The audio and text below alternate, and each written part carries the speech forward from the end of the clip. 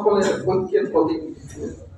স্বাধীনতা এসেছিল আমরা বাংলাদেশের মানুষ যারা আছে সবাই আমরা ঐক্যবদ্ধ, কিন্তু আমরা একটা বিষয় জানি, দীর্ঘ প্রায় 16 বছর, প্রায় 16.5 বছর আমরা এই ঐক্যের জায়গা থেকে বিজয় দিবস উদযাপন করতে পারি, বিভিন্ন কারণে পারি।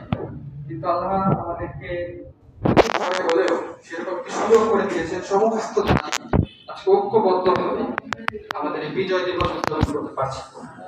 তো সেই জায়গা থেকেই বাংলাদেশ জামাত ইসলামী 25 নং ওয়ার্ড শাখা আজকের এই বিজয় দিবস উপলক্ষে, আপনারা জানেন সকাল থেকেই ব্লাড গ্রুপিং এর ব্যবস্থা করেছিল মানবগাজী বাজার মোড়ে। আর দুপুরের পরে আমাদের দিনী ভাইদের কাছে দোয়ার উদ্দেশ্যে দোয়া অনুষ্ঠান এবং কিছু খাবার বিতরণের উদ্যোগ নিয়েছে। তো আমরা প্রথমে মুসলমানি কেরামদের কাছে সবাই সম্মিলিতভাবে আমরা দোয়া করব এবং এরপরে আমরা আমাদের খাবার বিতরণের কার্যক্রমটা পরিচালনা করব।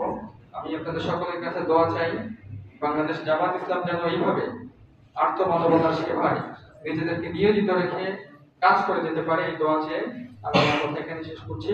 আসসালামু আলাইকুম ওয়া রাহমাতুল্লাহ।